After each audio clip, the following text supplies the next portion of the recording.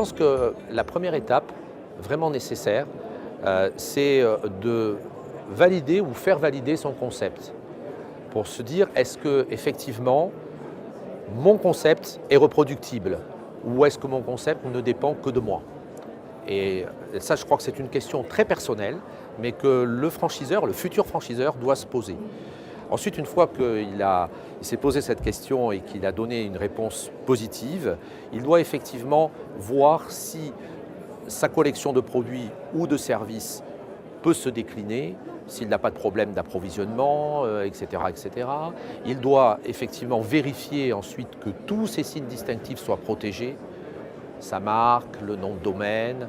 Il circule une information selon laquelle on serait obligé d'avoir 2 ou 3 pilotes. En réalité, la loi ne dit rien.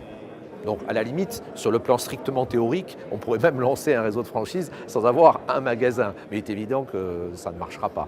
Donc il n'y a pas de règle à ce niveau-là.